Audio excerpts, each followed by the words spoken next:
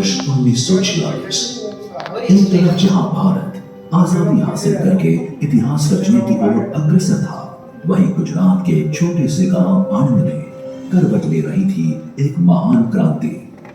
स्थानीय निजी डेयरियों के मनमाने व्यवहार से त्रस्त होकर खेड़ा जिले के डेयरी किसान सरदार वल्लभ भाई पटेल के पास गए, जिन्होंने उनको एकजुट होकर सहकारी समिति बनाने का सुझाव दिया।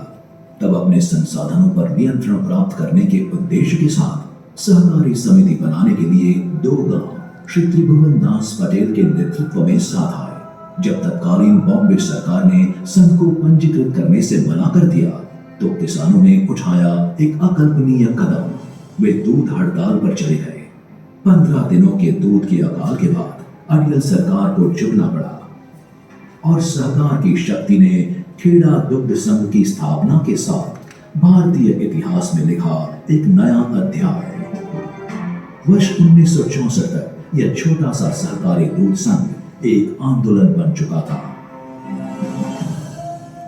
तत्कालीन प्रधानमंत्री श्री लाल बहादुर शास्त्री ने इस मॉडल की परिवर्तनकारी शक्ति को पहचाना और देश भर में आनंद की भावना को फैलाने के लिए गुजरात में एनडीडीबी यानी राष्ट्रीय डेयरी विकास बोर्ड की स्थापना की। इस प्रकार डॉक्टर वर्गीस कुरियन की अगुवाई में भारत के दुग्ध उद्योग का कायापलट करने के लिए अस्तित्व में आई एनडीडीबी की अनोखी विकास यात्रा। अब प्रश्न ये था कि आनंद की भावना को पूरे देश में कैसे फैलाया जाए।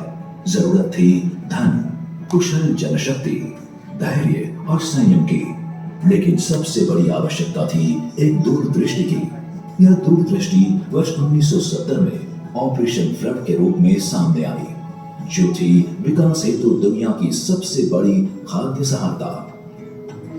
इस कार्यक्रम के तहत उपहार में प्राप्त डेयरी कमोडिटी को बेचा गया और उससे प्राप्त धन का निवेश सहकारिताओं के लिए दूध संकलन, प्रसंस्करण और विपणन हेतु बुनियादी ढांचे को तैयार करने के लिए किया गया। ऑपरेशन फ्लड की समाप्ति तक राष्ट्रीय दुग्ध ग्रिड ने 300 से भी अधिक कस्बों, शहरों और महानगरों को 72,000 से भी ज्यादा ग्रामीण सहकारी समितियों से जोड़ा। दूध अब पूरे भारत में लाखों किसानों के लिए नियमित आय का स्रोत बन गया था। ऐतिहासिक रूप से दूध की कमी वाला एक देश अब बन चुका था दुनिया का सबसे बड़ा दूध उत्पादक देश। जब भारत में अर्थव्यवस्था का उदारीकरण हुआ, तो सहकारिताओं को भविष्य का सामना करने के लिए एनडीडीबी द्वारा एक अनूठी 10 वर्षीय भावी योजना लागू की गई। इस योजना की रणनीति में शामिल था पशु उत्पादकता में वृद्धि, सभी स्तरों पर गुणवत्ता बनाए रखना, सहकारी व्यापार को मजबूत करना और राष्ट्रीय सूचना नेटवर्क का निर्माण। वर्ष 2010 में भारत का दूध उत्पादन 4% की दर से बढ़ा, जो वैश्विक विकास दर का 2 गुना था। लेकिन दूध की मांग बहुत तेजी से बढ़ती जा रही थी। इस निरंतर बढ़ती मांग को पूरा करने के लिए भारत सरकार ने एनडीडीबी के साथ 2012 में राष्ट्रीय डेयरी योजना एनडीबी की शुरुआत की, जिसको मिशन मिल्क के रूप में भी जाना गया। अपने पहले चरण में एनडीबी ने 18 राज्यों में अधिक से अधिक गांवों को बाजारों से जोड़कर सहकारिता का विस्तार किया और ध्यान केंद्रित किया दूध उत्पादकता बढ़ाने हेतु आनुवंशिक सुधार, वैज्ञानिक प्रजनन और पोषण की नई प्रौद्योगिकियों को किसानों के लिए उनके द्वार तक पहुंचाने पर। इसके परिणाम स्वरूप किसानों के लिए विपणन के अवसरों में सुधार हुआ तथा बेहतर दूध संकलन और प्रसंस्करण सुविधाओं के साथ आय में वृद्धि हुई। 2019 तक भारत का दूध उत्पादन 188 मिलियन टन तक पहुंच गया और 17 लाख से भी अधिक दुग्ध किसान डेयरी सहकारिताओं से लाभान्वित हुए।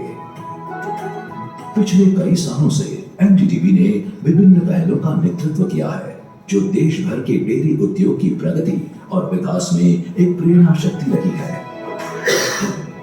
राष्ट्रीय डेयरी विकास बोर्ड महिलाओं को सहकारी डेयरी उद्योग में सक्रिय रूप से भाग लेने के लिए प्रोत्साहित कर रहा है, जिससे वे आर्थिक रूप से स्वतंत्र होने के साथ निर्णय लेने की शक्ति प्राप्त कर सकें।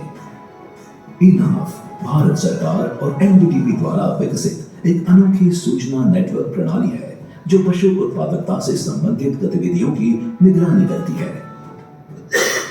नया राष्ट्रीय डिजिटल पशुधन मिशन किसानों और नीति निर्माताओं को सूचित निर्णय लेने में सक्षम बनाएगा।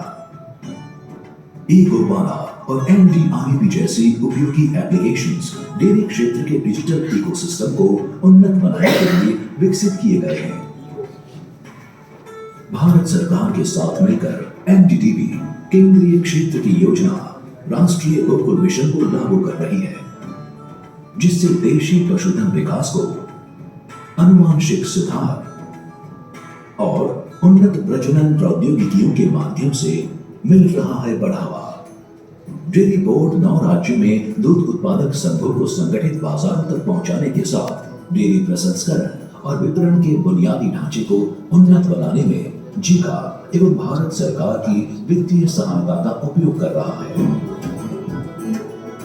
दूध प्रसंस्करण, सुखाने और मूल्यवर्धित उत्पादों के आधुनिकीकरण तथा स्थापना के लिए एनडीडीबी डेयरी प्रसंस्करण एवं अवसंरचना विकास निधि भी क्रियान्वित कर रही है। अपने विपणन योजना के तहत डेयरी बोर्ड दूध संघों को बिक्री और वितरण पर परामर्श, ब्रांडिंग और विपणन में सहायता के साथ साथ प्रशिक्षण और क्षमता निर्माण भी प्रदान करता है।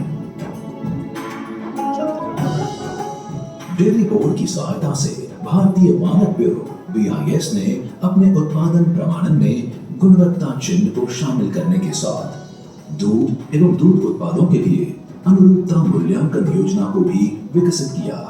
एनडीडीबी डेयरी संयंत्र प्रक्रियाओं का लेखा परीक्षण करती है और दूध तथा दूध उत्पादों के प्रबंधन हेतु प्रमुख अधिकारियों को प्रशिक्षित भी करती है। सहायता अनुदान और ब्याज मुक्त सुरक्षित ऋण के माध्यम से एनडीडीबी होनहार उत्पादकों के स्वामित्व वाले संस्थानों को संपूर्ण व्यवसाय संचालन में सुधार लाने और बाजार हिस्सेदारी बढ़ाने में मदद करती है। एनडीडीबी सहकारिताओं के बुनियादी ढांचे मजबूत करने हेतु उन्हें निरंतर वित्तीय सहायता प्रदान कर रही है।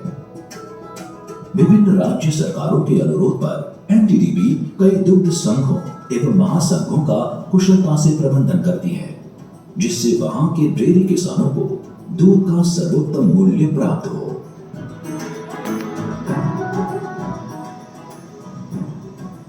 ग्रामीण परिवारों की आय बढ़ाने हेतु डेयरी बोर्ड ने मवेशी खाद के अधिक उपयोग के लिए एक खाद वैल्यू चेन मॉडल की स्थापना की। किसानों से स्लरी संकलित और संसाधित करने के लिए एक प्रणाली भी स्थापित की गई है। इस संकलित स्लरी का उपयोग होता है जैविक उर्वरकों के निर्माण के लिए, जिनकी बिक्री होती है सुधन ट्रेडमार्क के अंतर्गत। 4000 घन मीटर क्षमता का एक अनूठा बायोगैस संयंत्र वाराणसी दुग्ध संघ में स्थापित किया गया है, जो डेयरी संयंत्र की थर्मल और विद्युत ऊर्जा आवश्यकताओं को पूरा करता है। अधिकतम सौर ऊर्जा उपयोग के लिए स्थापित solar pump irrigators cooperative enterprise SPICE किसानों को अपने लिए सौर ऊर्जा का उपयोग करने के साथ साथ ग्रिड को अतिरिक्त ऊर्जा बेचने का अवसर देता है। भारत सरकार की 10,000 किसान उत्पादक संस्थाओं के गठन और संवर्धन योजना के तहत एनडीडीबी 100 फॉडर प्लस FPO और 26 शहर FPO की कार्यान्वयन एजेंसी है। डेयरी बोर्ड NBHM के तहत क्षमता निर्माण, प्रोत्साहन और बुनियादी ढांचे पर ध्यान केंद्रित करके वैज्ञानिक मधुमक्खी पालन को भी बढ़ावा दे रहा है, ताकि मीठी क्रांति का लक्ष्य हासिल हो सके।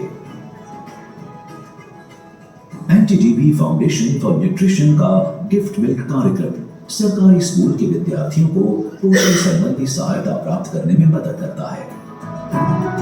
विशिष्ट उद्देश्यों को पूरा करने और डेयरी किसानों के विकास में अपनी भूमिका अदा करने के लिए एनडीडीबी द्वारा स्थापित पूर्ण स्वामित्व वाले सहायक कंपनियां आज स्वयं को महत्वपूर्ण स्वतंत्र संस्थाओं के रूप में स्थापित कर चुकी है।